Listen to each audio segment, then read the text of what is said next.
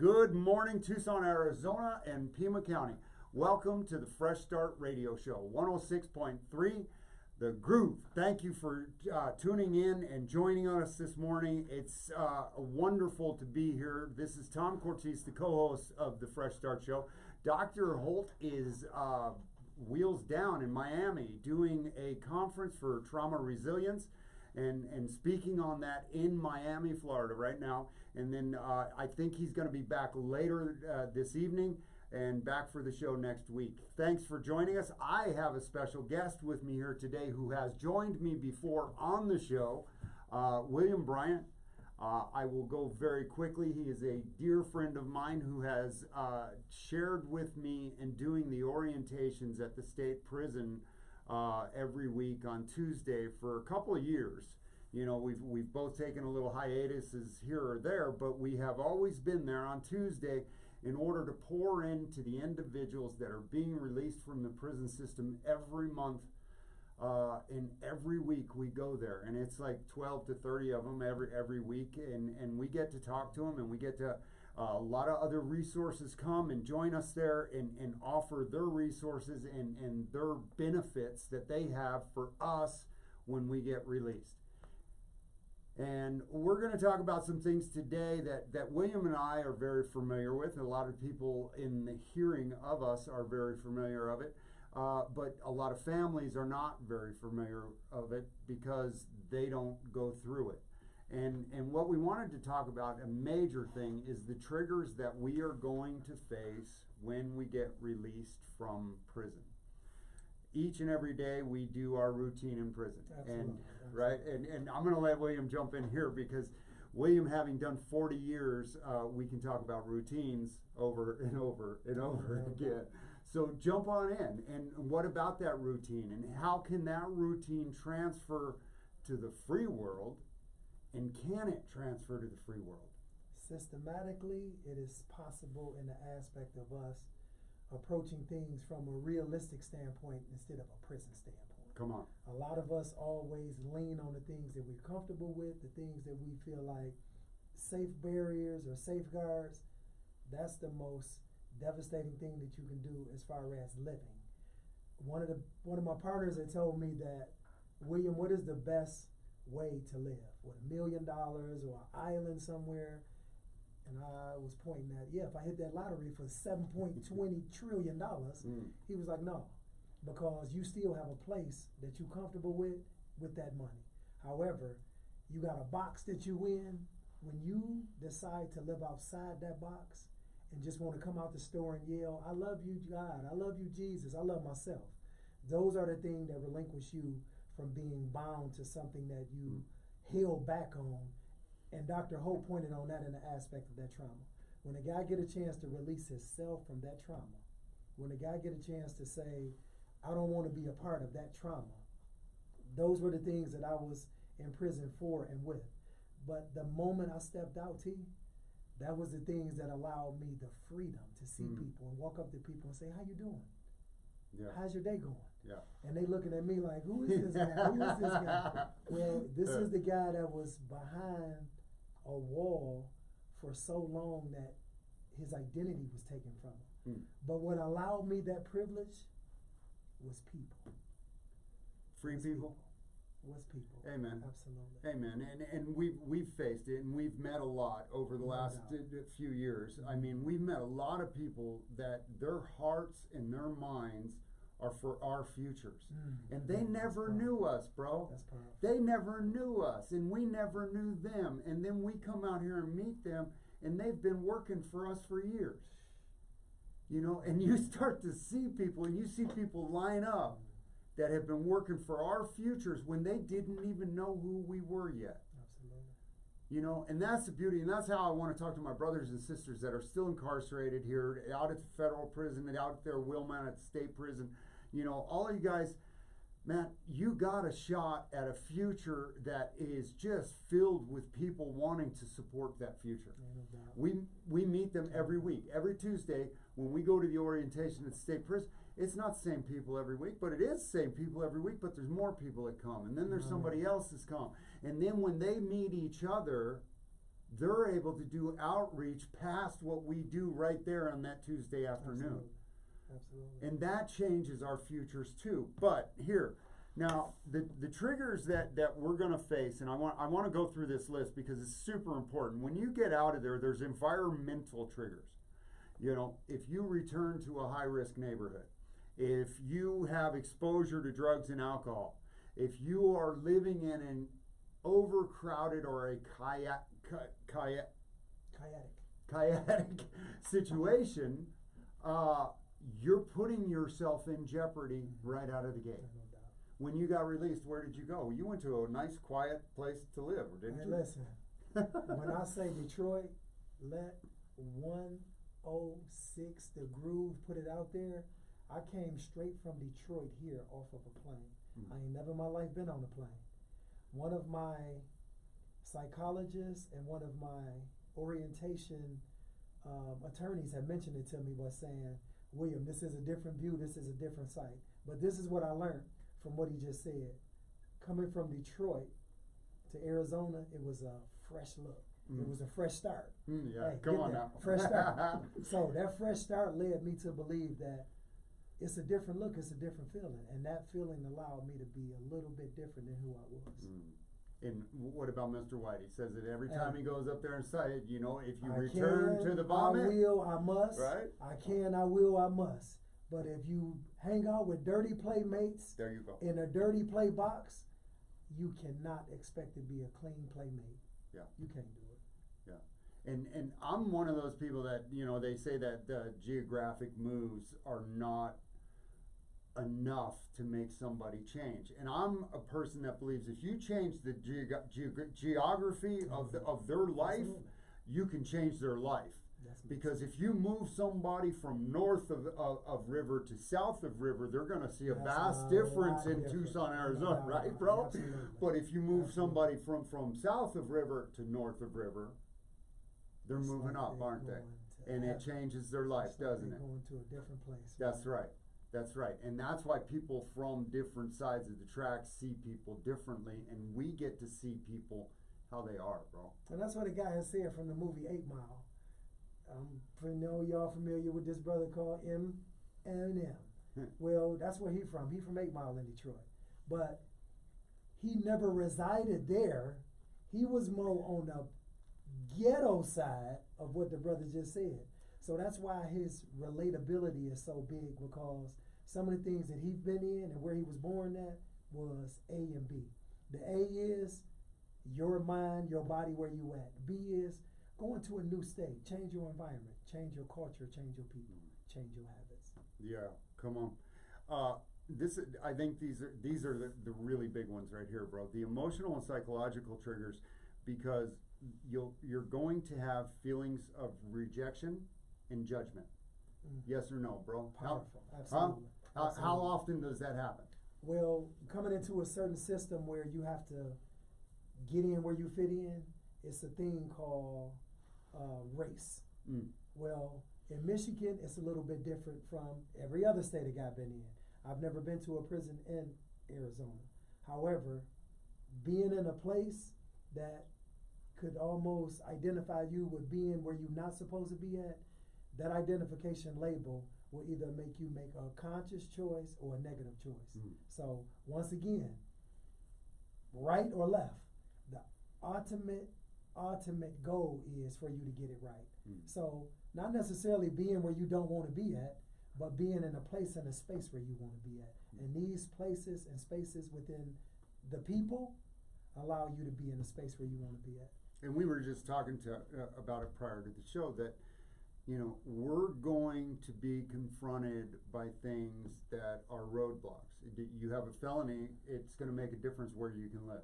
Absolutely. You have a felony, it's going to make a difference where you can work, if you can work. Man, come on. You know, Absolutely. and if somebody will even give you a shot, bro, if you check that box, those people just take that application, they put it in that basket over there. We don't need to see them. You know, ban the box. I mean, we're for banning the box and all of that stuff. We're for getting our rights restored as soon as you are done with your sentence. All of your rights should be restored. You should be able to vote right away. You shouldn't have to go through this whole process that we help people go through in order to get your rights restored, to expunge your records, to do all the things, seal your record, to do all the things that we get to do at Fresh Start to help people have a future where they don't have the rejection, where they don't have the judgment, because seal your record, they can't look at it. My man. Right? It's a thing called available upon interview. I would like you guys to look it up, and that's even in the prison system. That's wherever you want to look at. If you were hired for something or you were going in over an interview for something, it's certain things that you shouldn't have to disclose. And this is the things that Dr. Holt and Mr. Teeden point forward in the aspect of a guy being able to say, let me show you more than what you're looking at on this piece of paper. Because the piece of paper don't reflect the person of who you are. But it's up to you to show that integrity as a person, moving in a direction that you want to be a better person with. And we also spoke about unrealistic expectations. Man, I want to point out one thing come on that. Yeah. I live in a community that is called Cotero. And the HOA is a different label of where we at. What's the name of the street over here? Richie? Richie. They are pointing fingers at things. They are doing this with things. I came out about 2 weeks ago and took the trash out. And I ended up having an encounter with a person, and they made a comment of, well, the HOA said that you can't put your trash out between this time and this time. So we talking about trash, people. We talking about trash. We're not talking about life or we talking about trash. Well, this is what I learned from being what he said over here with Richie. They don't care where the trash is at, as long as the trash is taken out. Come on. So in my mind, it's making me think back to having shackles. Thinking handcuffs. That's real. Am I in this society and feeling like I can't do certain things? Am I in this society feeling like I got to check this box or don't check this box? Am I in this position to feel like I got to lie or I got to protect something and go through this? No, man. You ain't got to do that, man. Because that's what Fresh Start is pushing as far as sealing your rights and have an opportunity to speak on something. Because I would have loved to have the opportunity, to talk to somebody for the HOA and say, so what time do you take your garbage out? Yeah. Because that's important. Ain't no doubt about it, man. And I know it ain't between 2 and 4. Right. Come on, amen. I know it. Yeah. And the other part about the expectations, bro, is we get out of there and we think we got to catch up. We think we got to get all of this stuff real fast. We got to get home. We got to get a vehicle. We got to get a job. We got to get a family. We got to get a life that we lost. And we got to get it fast because we've lost all this time. And you can't do it. Absolutely. You can't rush something that is not supposed to happen in the time that it's supposed to happen. My man. And I'm just asking people to don't come out with those unrealistic expectations. Come out with an expectation that every day you're going to pull them up by the belt loops. You're going to put one in front of the other. You're going to do it the right way, and you're going to be blessed because of it. And the people around you are going to be blessed because of it. Because they're going to see what you do. And I have this thing that we've talked about before, collateral salvation. And if we are speaking and doing the things that if people hear and see what we are speaking and doing, they are going to feel good and want to do it also. We just did our first of the year Market on the Move. William and I were out there, 6:30, 7 o'clock in the morning, and we did up to 60 pounds of produce for $10 a box. And we did over 70 boxes for families. And there were people who came through there, hey, do you take EBT? And you know what? No, we don't take EBT, but you get a box. And we had some homeless people come up there and we had packages for them and beanies for them. And it was really nice and it was special. It was the first one that we did at Zion City South Campus, Santa Cruz, Ajo and Mission. And we'll be back there. It is the new location, yeah. On February 8th, we're going to be back there. We'll open up at 8, and we're going to bring probably about 150 boxes out there. 200 people show up, the next month we'll bring 200, 250. Mm-hmm. If you keep showing up, we'll keep bringing more. Absolutely. You know, because Absolutely. it gives us the opportunity to connect with people. It gives them the opportunity to know about Fresh Start, what we do with Fresh Start, to meet the people at Zion City and City Care through Zion City, which Care. offers so Absolutely. much, bro. And the Absolutely. Walking Free program Absolutely. through City Care at Zion City, which offers, the Walking Free program offers you a coach, a navigator, a friend to walk with you after your release. Absolutely. And you meet with them once a week and you talk about the things that you're struggling with, these triggers. You know, because I've always said, if you have an addiction rehab program that does not include relapse, you're gonna be a failure, My man. right? My man. Because you are going to address some triggers in your day-to-day life that are going to drive you nuts and want you to turn back to whatever it was that you used to do, whether it be alcohol, whether it be dope, whether it be pornography, whatever it may be. Absolutely. You're going to turn back to that before you turn to the alternative, because you don't know the alternative yet, Ain't no doubt. right? Ain't no doubt. And You- that rejection, T, on what you just said, Yeah. that rejection being some of the things that you just said in that last part. Could you read that last part again? Yeah, the unrealistic expectations, facing pressure to quickly find a job, housing, repair relationships, can lead to feelings of inadequacy and frustration. How many Loss of times control. have we all been put in the position that we were let down? Mm. So that failure now is called resilience, in that way of saying, help. This is what we're looking for. This is what we're asking for. A lot of the people that go through what they go through, and a lot of people that have been in situations that they've been in, the most powerful thing you can do is ask for help. Why? Because this would have benefit for you. We got a homeless guy coming up and asking for food that don't got a slug. We got a lady that just came and said, well, I got my EBT card, can I do this? We got another lady just said, oh, I heard about this, but I thought it was for free.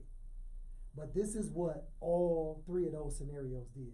It allowed that person to hear something, to feel that, oh, this is what it is, I'll be back. So I called T on the phone because I was on the street with a sign waving, doing jumping jacks. Hey T, how much do the boxes cost? Yeah. He said they $10 a box.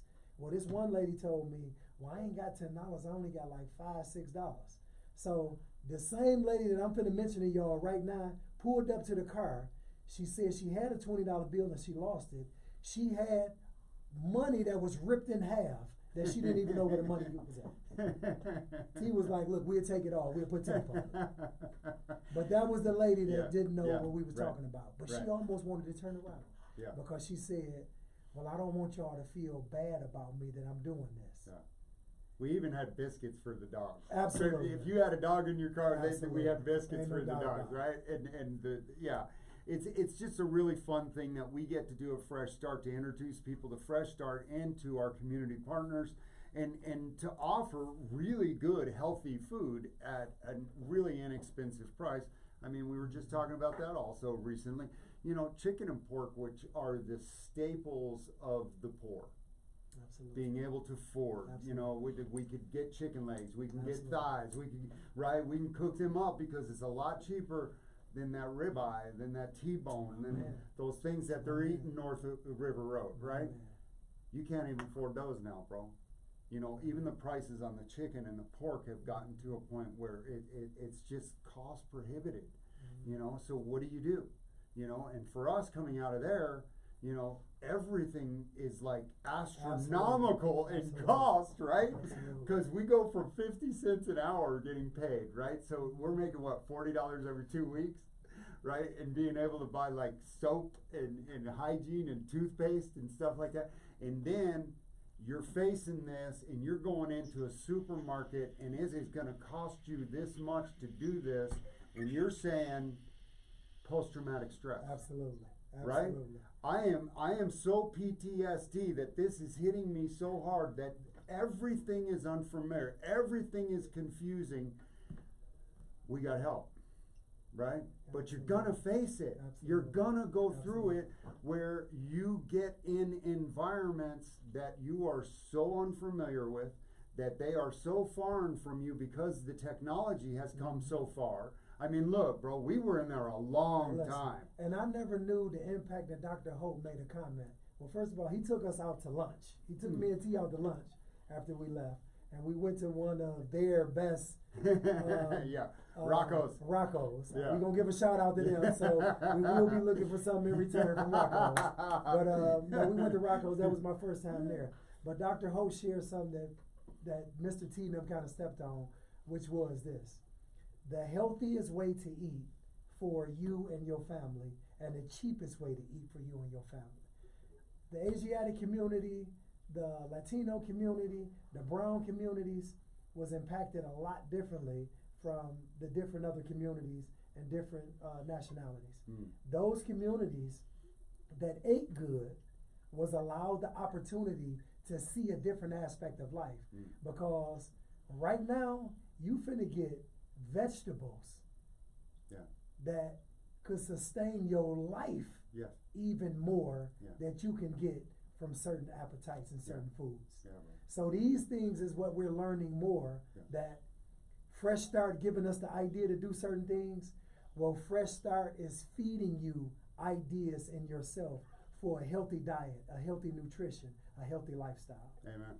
Yeah, and you know, ultimately, bro, we talk about it constantly, that the pipeline, and the pipeline from poverty to prison, first and foremost, and from race, depending, to prison. And that pipeline begins when a family can't afford to eat properly. Because a child that doesn't eat properly can't learn properly, because they can't rest properly. They can't go into REM sleep properly, because they're not getting the nutrition that they need in order to sustain their bodies and their brains. So when that happens, bro, a poor community is written off. Absolutely. And then we blame them because they acted stupid, or they did something violent, or we weren't there when they needed us. So, you know, we're getting a little off track, but that goes back to our thought patterns and how we get triggered into doing what we have always done, rather than get triggered into doing something new, right? Moving towards something positive, that when somebody sees this, collateral salvation. When somebody sees me speaking what is good, when somebody sees me doing what is good, blessing other lives, handing out blankets and beanies and little food and hygiene packs, bro. And somebody sees that and they say, why do you do that? Why do we do that? Because nobody else is. Ain't no doubt about it. Right? And because they need it. That's so good, man. There is such a need, bro, and it's not just in our community, it's in the homeless community. And a lot of the homeless community is the ex-incarcerated community, or the soon-to-be incarcerated community. That's right. How many people a year, you said, or a month? It's over 200 people a month that are going back to prison, violating and going back to prison, bro. Why? Because you're not opening your mouth to ask for the help that you need, because you're facing triggers and you're reacting to those triggers, and you're doing what you've always done, because you're not learning new pathways, bro.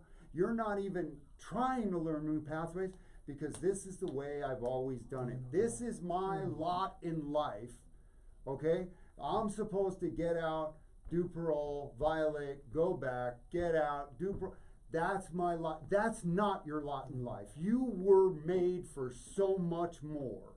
He, the perfecter of your faith, he made you to have abundant life.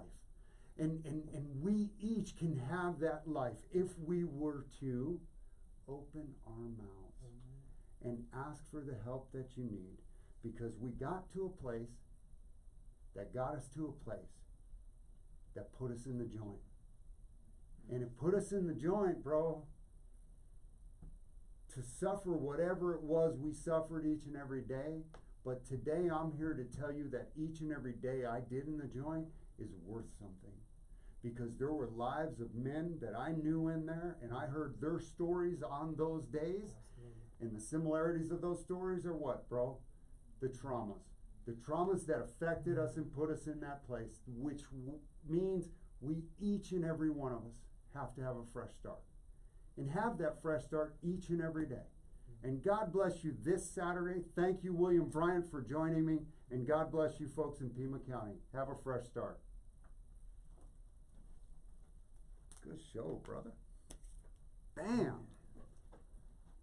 You did good. Wow, man, that's amazing how you touched on that stuff, man.